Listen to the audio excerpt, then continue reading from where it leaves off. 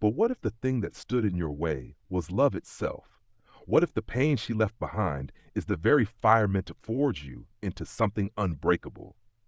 Imagine this. You wake up and reach across the bed.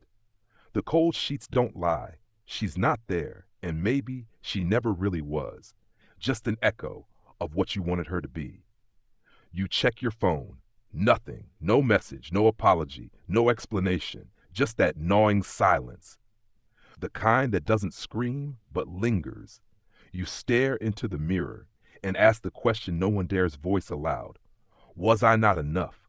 Was your calmness weakness? Was your presence invisible? Now pause. Let that ache sit in your chest, not to feel sorry for yourself, but to feel how real the fire of rejection is, because this moment, this exact rupture, is the birthplace of transformation. The Stoics knew it well. They did not flinch when the world took things away. They thanked it, because loss is the ultimate teacher. So what do? When the person you gave your heart to walks away without looking back? When your silence is mistaken for defeat and your love discarded like a forgotten letter? Do you chase? Do you beg? Or do you become the version of yourself who never needed validation in the first place? This is not about her anymore. This is about you and what you will become. Now that she's gone, let's begin. She didn't just leave you, she shattered the illusion that you were in control of how others love you. And that is the root of all suffering, trying to govern the hearts of others while abandoning your own. The Stoics taught that pain doesn't come from events themselves, but from our judgment of those events. So let's strip away the illusion. Was it truly her absence that broke you? Or was it your belief that she was the center of your value? Let's look deeper. The core misbelief. You thought she was the reward. From the moment you met her, you built a story where love equals security, where presence equals permanence, and most dangerously, a story where her acceptance validates your worth. This is where the damage begins. Not when she left, but when you started depending on her presence to define your identity. Seneca once said, "He is most powerful who has power over himself." But instead, you handed your power over to her, quietly, eagerly, blindly, and when she walked away, she took it with her. The Stoic error most men make. You may think Stoicism is about suppressing emotions, but no. True Stoicism is discipline over reaction, not denial of feeling. You felt pain? Good. That means you cared. That means you're human. But what you do with that pain, that's where Stoicism begins. Epictetus taught, it's not what happens to you, but how you react to it, that matters. So what was your reaction? Did you collapse? Did you spiral into self-doubt? Asking what you did wrong, how you failed? That isn't Stoic reflection. That is ego mourning the death of its illusion. The psychological trap, external control. Modern psychology mirrors ancient Stoicism. In one profound truth, the more we seek control over others, the less we have control over ourselves. Cognitive behavioral theory calls it external locus of control, when your sense of worth is tied to factors you cannot govern, other people, social status, affection, attention. Stoicism counters this with brutal clarity. Some things are up to us and some are not. Epictetus. She is not up to you. Her love, her loyalty, her absence, all outside your control. But your reaction, your posture in the face of rejection, your capacity to build from the ruins, entirely yours. Society lied to you from childhood. You were taught that being chosen means you matter. Movies told you that love conquers all. Songs told you that you should fight for her. Culture taught you to pursue, to win her back, to prove your worth. But what if that pursuit is exactly what weakens you? What if, as Marcus Aurelius showed, the real conquest is not of another's heart, but of your own? Modern men are drowning in emotional dependence, masked as romance. They confuse passion with purpose, And when the relationship ends, so does their identity. What Stoicism offers instead, Stoicism doesn't offer revenge. It offers resurrection.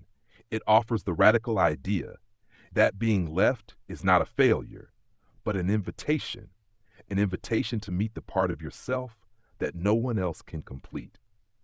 Musonius Rufus, the often overlooked Stoic teacher, said a wise man is self-sufficient, and yet he knows the value of others, but never depends on them. This is your battlefield, not to win her back, but to win yourself back, from the belief that love is owed to you. You are not broken, you are simply untrained, and standing alone with strength and finding clarity in the silence she left behind, and learning to stop bleeding from wounds you caused by chasing what was never yours to hold. Now the fog is lifting, but the storm is not over, because while you've uncovered the root of the pain, you have not yet seen how deep its consequences go. What happens when a generation of men never learns this truth? When no one tells them that the loss of love can be the beginning of power? Let's go deeper. You think heartbreak just hurts? It does far more than that. It rewires your brain. Neuroscience shows that romantic rejection activates the same areas as physical pain. But unlike a broken bone, this wound doesn't mend with time, not unless you change how you think. Most men don't. Instead, they carry the pain like armor. They let it shape how they see women, trust, the world, themselves. It becomes a silent architect, building walls where there should be doors, constructing masks where there was once honesty. And here's the cruelest part. The more you cling to what's lost, the more you destroy what's left. You sabotage the next relationship.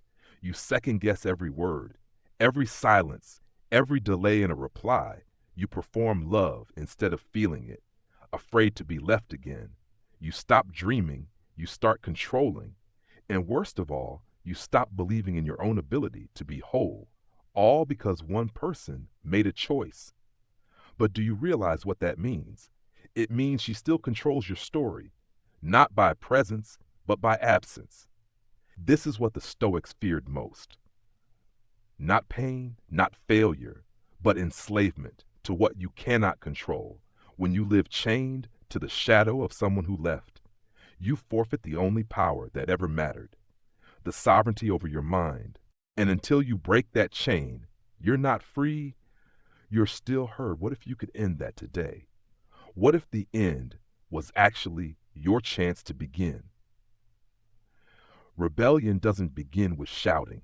It begins with silence, but a different kind of silence than the one she left behind. This silence is chosen, controlled, sharp as steel. It's the moment you stop asking why she left and start asking, why did I give someone else the keys to my peace? That's where the Stoic revolution begins. Not in grand gestures or speeches, but in reclaiming the inner fortress. Seneca wrote, "If you live in harmony with nature, you will never be poor. If you live according to opinion, you will never be rich." Living according to opinion means obsessing over being loved, seen, validated. Living in harmony with nature, your Stoic nature, means learning to be whole, even in solitude. So here's how you rebel. You stop chasing, you stop waiting, you stop believing that love must be earned through performance. You detach, not with bitterness, but with clarity.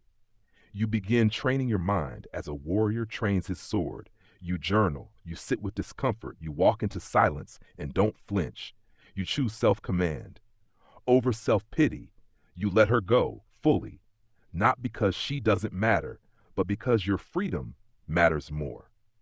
This is not the end of the story. This is the shedding of skin. The rejection you suffered, that was your awakening. And now you don't beg to be chosen.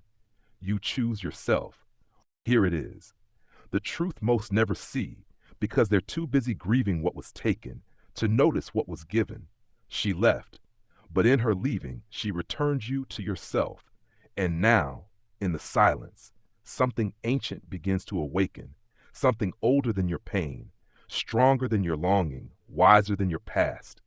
You start to see it clearly. She was never the destination, she was the detour, the fire sent to burn away the weakness. That kept you small. You thought the loss would destroy you, but loss was never the enemy. Attachment was. You thought being loved would make you whole, but wholeness was never hers to give. It was yours to claim. Marcus Aurelius whispered this truth across time. You have power over your mind, not outside events. Realize this, and you will find strength. The break was your beginning, because now you don't just understand Stoicism, you live it. Not as a philosophy, but as armor, as clarity, as freedom.